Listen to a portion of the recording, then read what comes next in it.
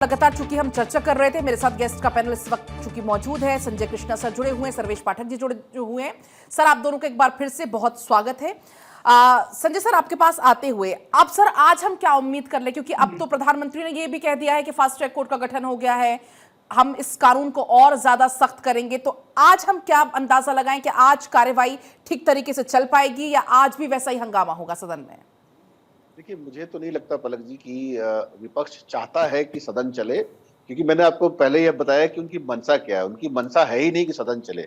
अभी सर्वेश भाई ने बिल्कुल ठीक कहा है, जो FCRA कानून अगर लागू हो जाता है ना, तो कईयों की दुकान बंद होने वाली है। जो फॉरेन से पैसा आता है, उन्होंने क्रिश्चियन कम्युनिटी की तो बात करी, मिशनरियों की, लेकिन वो शायद भूल गए कि वो छांगुर जैसा आदमी जो वो भी धर्म परिवर्तन करा रहा था, वो भी जो उसने रेट कार्ड बना रखा, तो अपने घर से पैसे नहीं लगा रहा था, उसके बाद भी बाहर से पैसे आ रहे थे। तो ये कानून आने के बाद सबकी जड़ें हिली हुई हैं। जो पार्टियां हैं उनको भी फॉरेन से फंडिंग आती है, तो उनकी भी जड़ें हिली हुई है। अगर ये कानून आ जाता है तो बड़ा मुश्किल हो जाएगा हिसाब किताब करना और अपना जो वो काम गुपचुप तरीके से करत उसको चलाना। तो इन सब चीजों की वजह से, इन सब प्रेशर की वजह से कहीं ना कहीं इनकी मंशा है कि संसद चलने ही ना दिया जाए, सो दैट या तो भंग हो जाए या उनको टाइम मिल जाए इसके लिए और उसको डिरेल कर दिया जाए। तो अगर इनका बहस से काम चल रहा होता तो बहस तो पहले दिन से करने को तैयार है सरकार। उसने तो बहस से कभी मना नहीं किया। ये जब जब सरकार इनकी बात मान रही है, गोल पोस्ट चेंज कर लेते हैं। राहुल गांधी जब PM हाउस के आगे लेटे थे तो उनकी पहली डिमांड कुछ और थी, जब वो मान ली गई तो कहते नहीं, हम तो नहीं जा रहे, आप पहले धर्मेंद्र प्रधान का इस्तीफा कराओ। तो बार बार गोल पोस्ट चेंज करने का मतलब ही यही है। ये अब अंडरस्टूड है कि इनको संसद चलने नहीं देना है। कारण ये है ही नहीं जो ये दिखा रहे हैं, कारण कुछ और है, पर्दे के पीछे ही कहानी कुछ और है। तो अगर हम ये समझ रहे हैं तो हम इसीलिए उम्मीद कर रहे हैं कि मुझे नहीं लगता कि आज भी संसद में कुछ ठोस कार्रवाई होने जा रही है। मुझे तो लगता है आज का संसद सत्र भी ऐसे ही धुलने वाला है।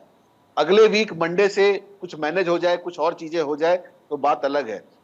देखिए, मोदी जी ने जो कल आके कहा, इस तरह की कार्रवाइयां मोदी जी ने नीट के एग्जाम को करा करके भी दिखा दिया कि नीट का एग्जाम सही से हो भी गया, रिजल्ट भी आ गया, बच्चे उसके लिए बैठे भी हैं। अब हम ये भी करेंगे, लेकिन मोदी जी वो नहीं कह रहे हैं जो वो सुनना चाह रहे हैं। पर मुझे पता है कि आज धर्मेंद्र प्रधान से ये इस्तीफा करवा देंगे, फिर भी ये नहीं उठेंगे।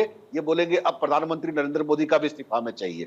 तो ये बार बार गोलपोस्ट चेंज इसीलिए कर रहे हैं कि इनका मकसद कुछ है ही नहीं। इनका मकसद जो ये हो रहा है इससे बिल्कुल इतर है।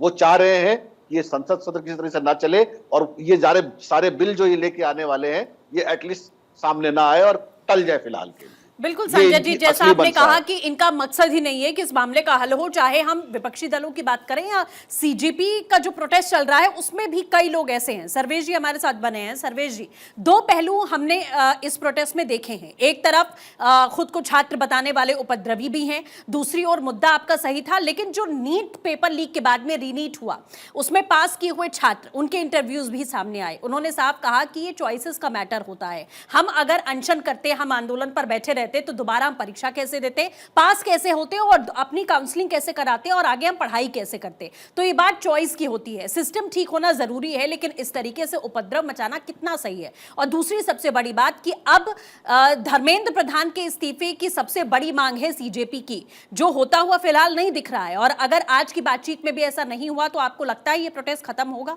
क्योंकि मांग तो इनकी सबसे बड़ी यही है कि इस्तीफा होना चाहिए। धर्मेंद्र प्रधान जी का अगर इस्तीफा होता तो बहुत पहले हो गया होता।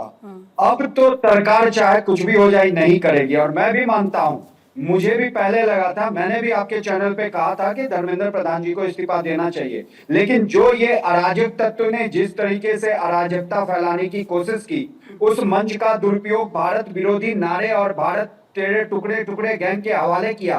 अब तो मैं भी कहता हूं कि धर्मेंद्र प्रधान जी का इस्तीफा न हो, लेकिन आप माननीय प्रधानमंत्री जी ने कहा फास्ट ट्रैक कोर्ट का गठन हो रहा है। मेरा ऐसा मानना, और मैं अपील करता हूं आपके चैनल के माध्यम से, इतने बड़े प्रतिष्ठित चैनल के माध्यम से, कि माननीय प्रधानमंत्री जी जो फास्ट ट्रैक कोर्ट का 100 दिन का आप समय लिमिट तय करिए, जज की जवाबदेही वहां तय करिए, और ये भी तय हो, ये भी कानून लाइए पार्लियामेंट में कि उसका फैसला ना तो सुप्रीम कोर्ट जाए ना तो प्रेसिडेंट के पास जाए। वहां अगर फैसला आप ये सुनिश्चित करिए कि जितने भी आरोपी हैं सबको आजीवन कारावास हो, और उस कोर्ट का फैसला किसी भी कोर्ट में अपील करने के लिए ना बने। अगर आप ऐसी व्यवस्था करेंगे तभी ये जो भी हैं ये सुधरेंगे नकल करवाने वाले। नहीं तो आप देखिए हर राज्य में राज्य के सरकार के जॉब के लिए एग्जाम होता है, कभी कहीं पेपर लीक हो जाता है, कहीं हो जाता है। हम अभी केवल इसकी चर्चा कर रहे हैं, पंजाब में लीक हो गया है, पंजाब में तो उसकी सारे कोई पेपर लीक हो गए। है। मनीष सिसोदिया ने कहा था हम अरविंद केजरीवाल और भगवंत मान मिलके उसको हटा देंगे एजुकेशन मिनिस्टर को। क्या पंजाब सरकार ने ये लिया निर्णय? नहीं लिया। तो यहाँ पे केवल और केवल विशुद्ध रूप से राजनीति हो रही है और कुछ नहीं हो रही है।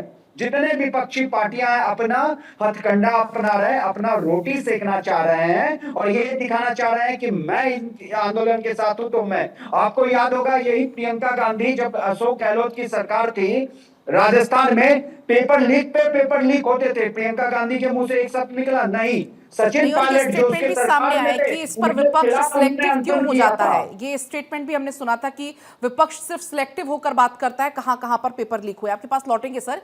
इसी बीच चूंकि अक्षय जुड़ गए हैं, अक्षय, आज का दिन दोनों ही बिंदुओं के लिहाज से बहुत खास है। एक तो बैठक, दूसरा सत्र। अब बैठक थोड़ी देर के बाद शुरू होगी। एक बड़ा फैसला जिसका जिक्र किया जा रहा है कि जो कानून है पेपर लीक और नकल विरोधी कानून, इसको और ज्यादा सख्त किया जाएगा।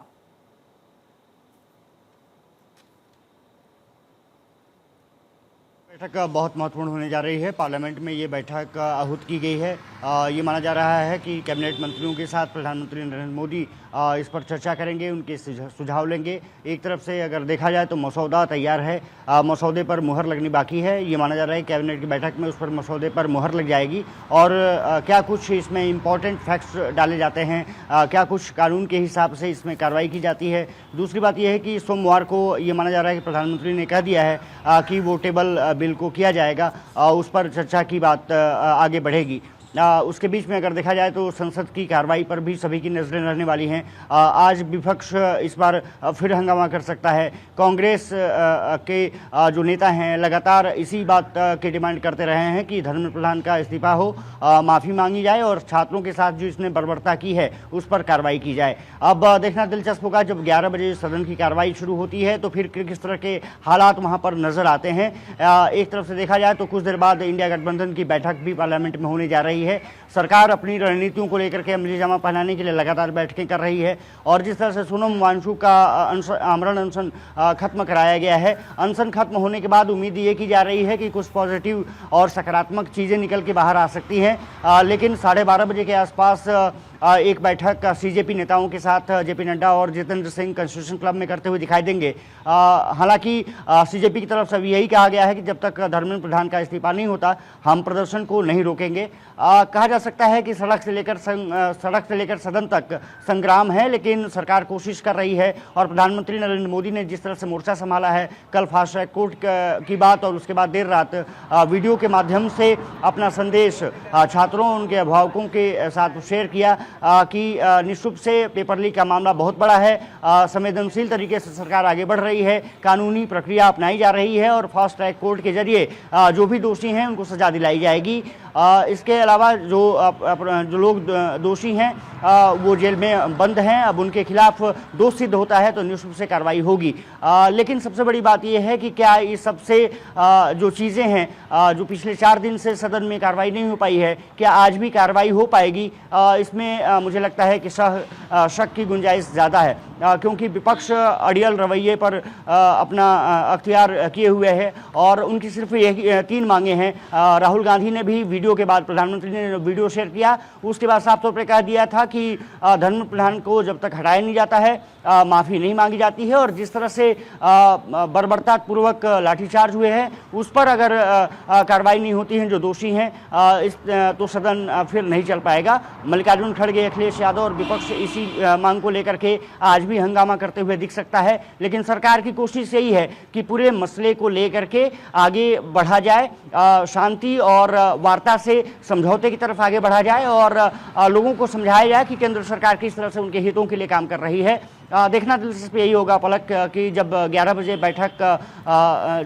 11 बजे सदन की बैठक शुरू होती है तो फिर क्या हालात नजर आते हैं। क्या पिछले 4 दिन के जो स्थिति रही वही रहती है या फिर कुछ बदलाव वहां पर देखने को मिलता है, जब सरकार कई मुद्दों को लेकर के आगे बढ़ चुकी है। सोनम वांगचुक का अनशन खत्म हो चुका है और इसके अलावा जो कठोर कानून बनाने की प्रक्रिया है, अनशन जो है वो खत्म हो चुका है। इसके बाद एक पॉजिटिव अप्रोच जरूर दिखा है कि कोई रास्ता इसमें निकल सकता है। ये प्रदर्शन खत्म हो सकता है, लेकिन सोनम वांगचुक का अनशन खत्म होने के बाद में क्या सीजेपी भी अपना प्रोटेस्ट खत्म करेगी, इस समाधान को मानेगी, ये भी सबसे बड़ा सवाल है। संजय जी हमारे साथ लगातार बने हुए हैं। संजय जी, जो तस्वीरें हमने देखी और जैसा अक्षय ने भी अभी कहा कि जो लाठीचार्ज हुआ, ये जो बर्बरता छात्रों के साथ में की गई, ये सबसे बड़ा मुद्दा उठाया गया और तमाम सेलिब्रिटीज से लेकर पॉलिटिशियंस इस बात को लेकर पोस्ट कर रहे हैं, लेकिन उन तस्वीरों का क्या जहां पर छात्र बनकर आए उपद्रवी पत्थरबाजी कर रहे थे? उन तस्वीरों का क्या जहां आरएएफ जवानों को बुरी तरीके से पीटा जा रहा था? उन तस्वीरों का क्या जहां दिल्ली पुलिस के बड़े बड़े अफसरों के सर फोड़े जा रहे थे?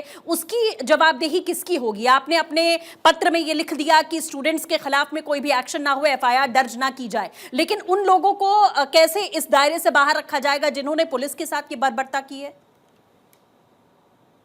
साथ घुन पीसने वाली बात है सृष्टि जी। जब इस तरह के आंदोलन होते हैं ना, तो इस तरह के लोगों, आपको मैं एक छोटे से एग्जांपल से समझाता हूँ, आप लोग सब ने फेस किया होगा। अगर आपकी गाड़ी या बाजार में कहीं कुछ थोड़ा सा एक्सीडेंट हो जाता है, कुछ भी हो जाता है ना, तो हिंदुस्तान के माहौल में ये है कि 8-10 ऐसे उपद्रवी तत्व उठ के चले आते हैं कि लड़ाई दो लोगों के बीच में होती है, लेकिन वो वहां पे हाथ पैर चला के अपना हाथ साफ करने के चक्कर में लग जाते हैं। तो ये ऐसे ही होता है, जब इस तरह का भीड़ इकट्ठा होती है तो उस भीड़ में हमेशा ऐसे चेहरे शामिल हो जाते हैं जिनको सिर्फ मजा लेना होता है, जिनको अपनी पर्सनल खुन्नस निकालनी होती है, जो अंदर से भरे बैठे हैं, किसी और भी वजह से वो अपना गुस्सा यहाँ निकाल रहे होते हैं। तो इस तरह की हरकतें जब होती है तो ऐसे भीड़ में उनको आइडेंटिफाई कर पाना थोड़ा मुश्किल है। तो वो वही वाली बात होगी कि जब बचाया जाएगा तो सारे ही बच जाएंगे। ये ऐसा नहीं है कि कोई स्पेशली अपराधी तत्व है जो बहुत ज्यादा यही सब काम करता है और पुलिस वालों को मारने के लिए आया था। तो मैंने जो कहा ना, गेहूं के साथ घुन वाली बात है, वो अगर ये डिमांड है, इस चीज को शांत करना जरूरी है, तो ये बात को मान लेने में मुझे नहीं लगता कोई हर्ज है। पर हाँ, पुलिस को पता है कि इस भीड़ में ये हरकतें कौन कर रहे थे, वो आइडेंटिफाई करके अलग से उन पे कार्रवाई कर सकती है। और ये शायद दिल्ली पुलिस ने अनाउंस भी करा है कि जो छात्र है वो तो ठीक है, लेकिन जो ऐसे उपद्रवी तत्व थे उनको नहीं बख्शा जाएगा, उनको हम कहीं ना कहीं से ढूंढ के निकालेंगे। वीडियोस पे सबके चेहरे अवेलेबल है, सब दिख रहा है कौन कितना उपद्रव कर रहा है। तो ये जो सिचुएशन क्रिएट हुई है ना, मेरा कहना यह था कि हम इस सिचुएशन तक पहुंचे ही क्यों। हमारी प्रॉब्लम सिर्फ यही रही, जो आज लोगों को बोलने का मौका मिला, ये बोलने का मौका नहीं मिलता अगर हमारी सरकार आज नहीं, आज से 5 दिन पहले ये काम कर लेती जो वो आज कर रही है। तो ये सारी चीजें जो है वो इसीलिए यहां तक पहुंची। सोनम वांगचुक ने जो डिमांड करी है वो मुझे लगता है ठीक है, मानो, बात को खत्म करो। देश में और भी प्रगति के बहुत सारे काम हैं, हम इसी में उलझे रहे, ये जरूरी नहीं है। बिल्कुल संजय जी, जैसा आपने कहा, और सोनम वांगचुक की जो आखिरी चिट्ठी आई थी, लेटर आया था, उसमें धर्मेंद्र प्रधान के इस्तीफे की मांग भी नहीं थी। उनकी तरफ से जो चीजें निकल कर आई हैं वो यही है कि इस मामले का कोई समाधान होना चाहिए और छात्रों के भविष्य के साथ खिलवाड़ ना हो, मुद्दा बस यही है। लेकिन सीजेपी की जो लाइन है वो बहुत अलग दिखाई दे रही है। फिलहाल देखते हैं बैठक के बाद क्या होता है। आप तीनों का हमारे साथ जुड़ने के लिए बहुत बहुत शुक्रिया।